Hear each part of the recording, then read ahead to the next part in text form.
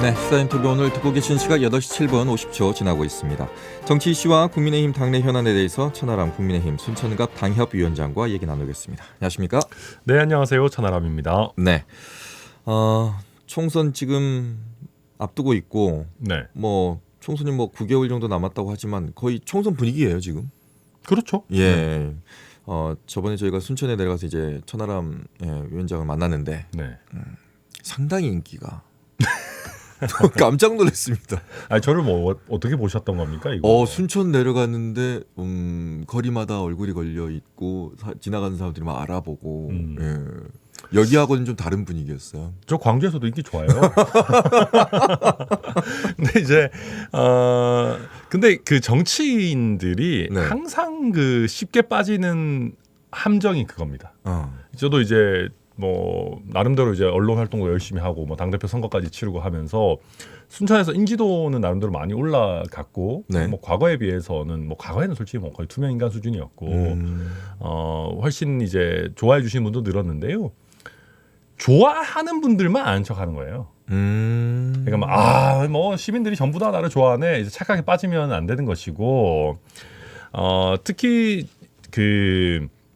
제가 걱정하는 부분은 지금 순천 같은 경우에는 원래 이제 정치적으로 좀 이렇게 전남에서는 가장 변동성이 있는 도시라고 평가가 되는데 최근에는 그 정부 여당에 대해서는 사실은 전남 대부분의 지역과 마찬가지로 별로 인식이 좋지 않습니다. 그러니까 저는 그럼에도 불구하고 조금 이제 결을 다르게 한다라고 해서 좋게 봐주시는 분들도 있지만 네. 어쨌든 녹록한 상황은 아니다. 네, 그렇게 보고 있습니다. 순천 지역 쪽이 전남에서는 변동성이 있다는 의미는 네. 민주당이면 바로 찍는다가 아니라 사람을 보고 찍는다 이런 말씀이신가요? 그렇죠. 현재 시장도 이제 무소속이기도 하고요. 그리고 이제 이정현 전 대표나 그 이전에는 사실은 당시 통합진보당의 김선동 전 의원을 선택할 정도로 굉장히 좀 정치적으로 열려 있는 그런 도시입니다. 그래서 네. 이제 제가 또 너무 이 얘기 길게 하면 너무 선거운동이 될 것 같아요. 적당히 하고 넘어가겠습니다. 네. 이것만 좀 얘기해 주세요. 이정현 전 의원은 어느 쪽으로 나가는 겁니까? 이건 일단 이정현 의원 인터뷰를 따로 잡으세요. 왜 저한테 물어보시고 그래요. 잡아주세요. 네. 작가님. 근데 이제 제가 같이 최근에 이제 한 중앙일간지랑 1시간 반 이상 1대1 대담도 했었어요. 이정현 의원이랑 저랑 해가지고. 네. 제가 이해하고 있는 바는 이정현 의원은 광주 전남 전체를 크게 보고 적절한 곳에 출마를 하겠다라는 입장이시고 순천 같은 경우에 이제 순천이 가불로 분구가 돼야 정상적인 환경이거든요. 인구를 봤을 때. 그렇게 되면 이제 아마 저랑 같이 출마를 하실 것 같고 그렇게 안 되면은 조금 다른 지역을 한번 생각해 보겠다라는 정도의 입장으로 저는 이해하고 있습니다. 네. 알겠습니다. 이정현 전 의원, 저희가 인터뷰 한번 해야 되겠네요. 네. 자, 이낙연 민주당 전 대표가 돌아왔습니다. 돌아와서 인천공항에서의 인터뷰, 기자회견 보면서 어떤 생각을 하셨습니까? 좀 거만해 보인다. 저는 저는 정치인들이 높은 사람일수록 낮게 가도 부담이 없다고 생각하거든요. 낮은 사람이 낮게 가면 없어 보입니다. 내가 이제 이낙연 전 대표는 어찌됐든 민주당의 큰 정치인이잖아요. 네. 입국장 딱 들어올 때 무슨 금이 환영하는 줄 알았어요. 대선 출마 선언하는 줄 알았습니다. 그러니까 그런 표현들 다 많이 하셨잖아요. 대선 출정식 같다. 근데 만약에 한번 생각해 보십시오. 이낙연 대표가 조용히 들어와서 이렇게 막 응원하시더라도 그런 거 하지 마시라. 나도 정권이 교체된 거에 일부 책임이 있는 사람이다. 국무총리를 했었고 또 어찌 보면 민주당 경선에서 내가 또 패배했기 때문에 또 어떤 의미에서는 여러 가지 의미에서 내가 민주당이 야당이 된 것에 책임이 있다. 그리고 당내 상황이 이렇게 혼란한데 내가 어찌 보면 미국에 가 있다 보니까 당이 좀 더 힘들어진 건 아닌가 싶다라고 하면서 좀 겸허하게 낮은 자세로 이렇게 메시지를 냈다면은 저는 민주당 지지자나 아니면은 꼭 민주당 지지자가 아니더라도 국민들께서 그래 이낙연 전 총리가 참 사람이 그렇게 약간 진중하고 멋이 있었지라고 이렇게 느끼셨을 것 같은데 약간 그런 거는 없고 그냥 이제 어떻게 보면 내가 이제 맡은 바 뭐 거의 모든 걸 다 하겠다라는 느낌이었잖아요. 그냥 개파 수장으로서 컴백하고 다음번에 대선은 내가 나간다 이런 느낌으로 저는 보였거든요. 근데 예. 그 인터뷰 중에서는 기자회견 중에서는 대한민국이 이렇게까지 무너져가는 것에 보고만 있을 수는 없다. 뭐 이런 식으로 얘기를 했거든요. 예, 그러니까 윤석열 이제- 정부를 겨냥을 한 그렇죠. 것도 보였어요. 그러니까 그런 부분은 사실은 뻔한 겁니다. 그러니까 이제 민주당 인사가 윤석열 정부를 때리는 거는 그냥 이건 숨쉬듯이 자연스러운 거기 때문에 그런 거에는 감동이 없어요. 그러니까 뭔가 좀 의외의 모습들 이런 것들이 나와야 되는데 저는 사실은 좀 약간 식상하다라는 느낌을 많이 받았습니다. 네. 아직 그 이재명 대표하고 만나질 않고 있거든요. 이낙연 전 대표 입장에서는 굳이 만날 이유가 없어요. 냉정하게 얘기하면. 그러니까 이재명 대표는 만나고 싶을 것이고 네. 이낙연 대표 입장에서는 보십시오. 자기가 대안 세력이라고 하려면 어쨌든 지금 하고 있는 당 지도부가 문제다라는 얘기를 해야 되잖아요. 근데 만나면은 사람 면전에다 대고 이렇게 세게 공격하기 어렵거든요. 그러면은 만나면 서로 덕담을 하게 될 수밖에 없습니다. 네. 화합이나 통합을 얘기하게 될 것이고 그러면 그래놓고 또 뒤돌아가지고 이재명 대표 체제 잘못됐다라고 또 각 세우는 게 약간 어색합니다. 한동안은. 그래서 이제 이낙연 대표 뭐 일정 조율 중이다 뭐 이렇게 하고는 계시지만은 뭐 제가 그쪽에 친한 사람들이라면 뭐 굳이 왜 만나냐 할 것 같습니다. 네. 국민의힘은 이 상황을 보면서 뒤돌아서 웃고 있습니까? 아니요 그렇지는 않고요. 이제 저는 늘 생각하는데 정당이라는 게요. 네. 하나의 그룹만 있으면은 무찌르기가 어렵지 않습니다. 왜냐하면 그 주류 세력만 붕괴시키면 지지율이 바로 빠져나오니까. 네. 그런데 오히려 그 정당 내에서 자체적인 뭐 대안 세력이 있고, 국민들께 합리적이라고 평가받는 뭐 비주류가 있고 이렇게 되면은 주류를 때려서 붕괴시킨다고 해가지고 바로 그 지지율이 이제 뭐 국민의힘 쪽으로 넘어오는 건 아니지 않습니까? 그래서 오히려 저는 민주당 내에 자체적인 어떻게 보면 다양한 세력이 뭐 너무 죽을 때까지 치고받고 싸우면 민주당 입장에 좀 부담이겠지만 네. 어느 정도 조화를 이루면서 약간 상호 견제와 비판을 하는 게 오히려 무섭지 한 목소리로 일치단결하는 거는 솔직히 별로 무섭지는 않습니다. 네. 네. 어제 최용선 더불어혁신연구원장 그 인터뷰를 하면서 이낙연 전 대표가 이렇게 행동하는 것 혹시나 네. 또 개파를 만들어서 내부에서 분열을 일으키는 것은 이제는 당원들도 아니면 국민들도 원치 않는다 이렇게 냉정하게 말을 하더라고요. 근데 이게 이제 제가 봤을 때는 결국은 네. 이게 이익 집단 이상의 뭔가가 있느냐의 문제입니다. 이익 집단 이상의. 뭔 말이냐면요. 네.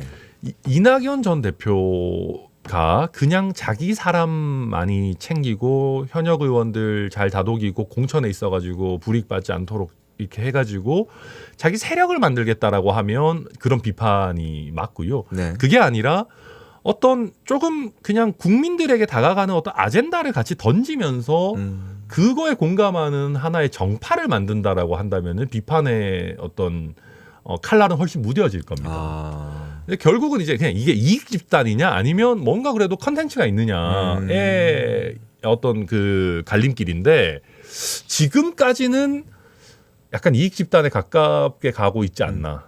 그러다 보니까 민주당 안에서는 경계의 목소리가 나오는 거 뭐 자연스럽다고 봅니다. 알겠습니다. 네. 자, 다음은 윤석열 정부 개각을 했는데 보통 개각을 하면 장관급 정도에서 그러니까 차관 바꾸는 거 가지고 개각이라는 표현 잘 안 쓰는 것 같긴 한데요. 네. 이번엔 차관을 대폭적으로 갈았습니다. 그 가운데서 대통령실 비서관 5명을 차관으로 임명을 했습니다. 차관은 인사청문회를 비껴갈 수 있습니다. 장관의 그런 그 임명해놓고 시간적인 어떤 그 리스크를 질질 끌려가는 리스크를 벗어날 수 있거든요. 여기에 대해서 어떻게 보세요? 일단은 첫 번째로 네. 대통령실의 그립을 너무 세게 가져가려고 하는 것 같아요. 그러니까 이제 그런 거지 않습니까? 이제 대통령실에서 대통령의 국정 철학을 가까이서 공감한 사람들이 이제 부처로 가서 그거를 열심히 해라 이런 취지로 보이는데 제 기억에 의하면 대통령께서 후보이시던 시절에 책임 장관들한테 오히려 힘을 실어주고 너무 과하게 대통령 비서실에 권한이 집중된 거에 대해 가지고 좀 이걸 놓겠다. 그런 관점에서 민정수석실도 없애고 뭐 예를 들면 법무부의 인사검증 기능도 보내고 그렇네. 이런 식으로 얘기를 계속 해 오셨던 걸로 제가 이해를 합니다. 맞네요. 네. 근데 지금 들어와서 어떻게 보면 대통령 해보니까 국정 철학이 부처가 잘 안 움직이는 것 같아. 우리 대통령 비서실에 있던 사람들 차관으로 쫙 보낼 거야. 이거는 아무리 현실론이라고 하지만은 조금 너무 입장이 급격하게 바뀌는 것 같다라는 생각이 좀 들고요. 첫째로. 두 번째로 공무원들의 꿈이 뭔지 압니까?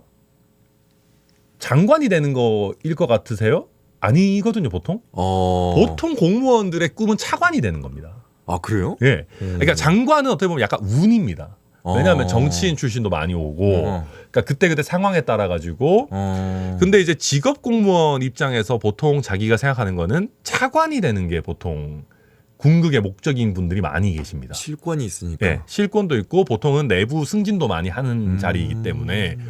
그런데 이게 이제 대통령 비서실에 갔다 온 분들 위주로 차관 인사를 하게 되면은 네.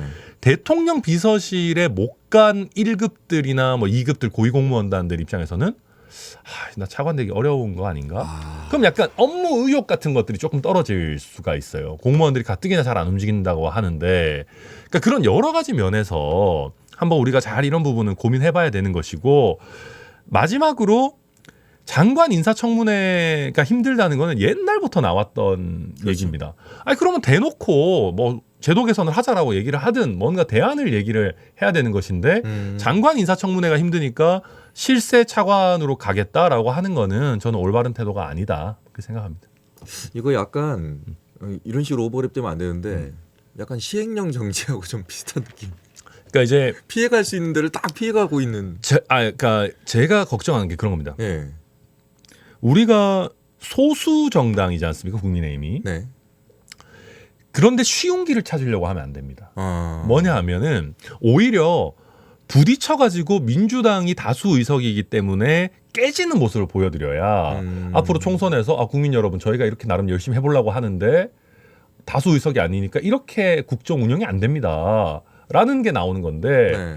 법안 통과가 어려울 것 같으니까 시행령을 개정하고 장관 임명이 어려울 것 같으니까 차관으로 가고 이런 인상을 자꾸 드리면은 네. 국민들이 그러실 거예요. 저희가 국정 운영에 힘을 받으려면은 다수 의석이 돼야 됩니다. 하면 뭔 소리야? 그냥 뭐 시행령이랑 차관이랑 이런 걸로 잘 하더만 이렇게 되는 것이거든요. 그러니까 저는 그런 거를 좀 사실 경계를 하는 입장에서 말씀드리는 거예요. 내년 총선에 네. 만약에 국민의힘이 패배를 하게 되면 분당 갈 수 있을까요? 이런 이유로? 박지원 전 비서실장께서는 분당 갈 가능성이 많다고. 저는 뭐 분당까지는 잘 모르겠고요. 네. 과거에 보면 이제 새로 떠오르는 권력들이 또 이제 대통령을 때리면서 여당 내 야당 같은 거 시도는 할 거거든요. 네. 그렇게 하는 건 어찌 보면 좀 자연스러운 일이긴 합니다. 이제 뭐 대통령 입장에서는 그렇게 충성하더니 이제 와서 이러냐 뭐 서글프겠지만은 뭐 그런 국민들이 보시기에는 뭐 이렇게 또 자기들끼리 싸우네 하실 만한 거는 나오겠지만 좀 슬프게도 분당까지 이끌어낼 정도로 카리스마와 세력을 갖춘 리더가 현재로서는 안 보입니다. 그러니까 국민의힘 내에. 새로운 세력 천하람. 뭐 아무튼 그러니까 이제 그런 건 어떻게 보면은 뭐 약간 이제 세대론적이나 어떻게 보면 좀 정치 방법론적으로 좀 다른 세력이긴 한데 네. 그게 뭐 글쎄요. 뭐 현재로서는 뭐 제가 그 정도의 인물인지는 좀 지켜봐야 될 것 같습니다. 네. 네. 김정인 전 국민의힘 비대위원장이 이런 모습을 보면서 대한민국 건국 이래 처음 있는 일이다 이거 이렇게 말을 했고요. 거기에 또 홍준표 대구시장이 또 반박을 했습니다. 그러니까 이게 이제 네. 저는 그런 겁니다. 대통령실의 비서관이 차관으로 가는 거는 그렇게 드문 일은 아닙니다. 원래 그렇게 합니다. 보통은 이제 정치인 출신 비서관 말고 부처에서 대통령실에 보내는 비서관 같은 경우는 그 부처의 거의 최고 에이스가 옵니다. 왜냐하면 그래야지 대통령을 설득해서 그 부처 관련한 사업을 최대한 많이 할 수가 있잖아요. 그러니까 당연히 그 부처에서 최고의 에이스를 보내고 네. 최고의 에이스를 보내니까 그 사람이 차관이 되든 장관이 되든 그렇게 이상한 일은 아니고 과거에도 많이 있는 일입니다. 예전에는 청와대에서도 이런 식으로 나갔나요? 그렇죠. 네. 많이 나왔었어요. 네. 그런데 이제 제가 걱정하는 부분은 한두 사람 이렇게 띄엄띄엄 그렇게 하는 게 아니고 묶어가지고 5명의 차관을 이렇게 대통령실에서 부처로 보냅니다라는 시그널을 보낸 거잖아요. 이거는 사실 처음 있는 일이에요. 그러니까 그런 면에서 김종인 위원장이 아니 이런 식으로 대통령실에서 실세 차관을 전면적으로 부처에 많이 배치하는 거는 조금 이게 문제 제기할 만한 일이다라는 거에도 저는 충분히 공감하고 있어요. 예. 현실을 좀 냉정하게 봐주신 것 같고요. 네. 예. 시간이 별로 없어요. 예, 후쿠시마 오염수 관련 얘기인데 이제 방류 이제 초읽기에 들어간 것 같습니다. 우리 정부는 계속해서 IAEA 그 발표 이후에 이제 문제 없다라는 식으로 얘기를 하고 있는 것으로 보이고 그 와중에 영상이 하나가 나왔는데 국민의힘 김영선 의원이 수족관 물을 마시는 모습이 네. 왜 그런 거예요? 모르겠어요. 모르겠어요. 이제 아마도 좀 네. 좋게 보자면 뭐 민주당이 너무 과하게 어떻게 보면 그 위험성에 대해 가지고 괴담 수준의 이런 어떤 뭐 유포를 하니까 우리 어민들이 힘들고 수산업이 힘들고 이러니까 이제 문제 없다라는 걸 몸으로 보여드리겠다라는 취지로 해석은 되는데, 근데 이거는 사실 오염수 방류와 그 위험성이라고 하는 굉장히 진지한 논쟁 주제를 우습게 만드는 거잖아요. 네. 희화화시키는 거지 않습니까? 저는 본질적으로 그 양곡관리법 국면에서 조수진 의원이 밥 한 공기 다 먹기 운동했던 것과 비슷하다라고 생각하거든요. 굉장히 진지한 토론 주제를 우습게 만들어버리는 그런 일이기 때문에 네. 굉장히 잘못됐다라고 생각을 하고요. 정부의 태도도 그렇습니다. 이게 정부의 공식 입장은 그런 거죠. IAEA 보고서를 보고 좀 이제 차분하게 살펴보겠다라는 네. 정도의 입장으로 보이는데 네. 여당이 다 깎아먹고 있는 것도 있어요. 그러니까 저는 대통령실도 문제인 부분도 있는데 보십시오. 아니 정치인들이요 과학이나 이 원자력의 문제에 대해서 뭐 솔직히 얼마나 잘 알겠습니까? 잘 모르는 부분이면 빠져 있어야 돼요. 낄 때 끼고 빠질 때 빠져야 됩니다. 네네. 근데 정치적인 이해관계나 외교적인 문제나 아니면 자기의 공천을 위해 가지고 과학에 가서 막 수족관 물 먹고 무슨 뭐 과학자 불러다가 그거 먹어도 상관없습니다. 이런 소리 하기 시작하면은 국민들이 불안해요. 이거 결론 다 내놓고 자기들끼리 짜맞추기 하고 있구나. 이렇게 느끼실 거 아니겠습니까? 그럼 정부 여당이 해야 되는 거는 그런 겁니다. 우리는 어떠한 결론도 내놓고 있지 않고 우리는 과학 전문가가 아니니까 IAEA 보고서가 나오면 찬성하는 과학자, 반대하는 과학자 다 모아놓고 공개된 형태의 심포지움을 해가지고 국민들이 납득하실 만한 결론을 내겠다. 이 정도면 얼마나 좋습니까? 근데 그런 보고서가 나오기도 전이고 그 어떤 과학계에서 이게 검증이 되기도 전인데 수조 물 먹고 있어버리면은 국민들 입장에서 이게 뭐 하는 거냐? 국민들의 건강보다 뭐 어떻게 보면 외교적인 정치적인 이해관계가 더 중요한 거 아니냐? 이렇게 느끼실 거기 때문에 저는 김영선 의원의 이런 행태는 뭐 김영선 의원뿐만 아니라 국민의힘이 물론 민주당의 공세도 좀 과한 부분들도 제가 봤을 때 있지만은 어찌됐든 국민의 생명 신체를 챙겨야 할 여당이 이런 식으로 뭔가 오염수에 대해서 과학적으로 잘 알지도 못하면서 너무 나서는 거에 대해서는 저는 좀 우려를 가지고 있습니다. 수산시장 가가지고 물을 떠먹을 게 아니라 만약에 진짜 정말로 걱정이 되고 국민을 위한다면 후쿠시마 가서 물을 떠올 생각을 해야지. 맞죠. 근데 뭐 거기는 쉽게 안 떠주니까 쉽게 먹을 수 있는 수조 물 먹고 있는 건데 거기 보면 이제 그 화면 보면 진짜 기가 차는 게 우리 이제 수산시장의 상인들도 뭐 하는 거야 이런 표정으로 그 어이없어하는 표정이 그러니까요. 다 나왔어 영상에. 네. 그래서 참 이거는 이상한 일뿐만 아니라 정부 여당의 굉장히 큰 악재다. 생각합니다. 네. 이 말씀을 천하람 국민의힘 순천갑 당협위원장께서 개인적인 의견으로 해주셨습니다. 네. 여기까지 듣도록 하겠습니다. 네, 감사합니다.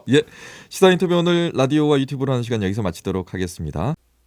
언제 어디서나 내 손 안의 뉴스. 광주 MBC 뉴스 유튜브 구독으로 함께하세요.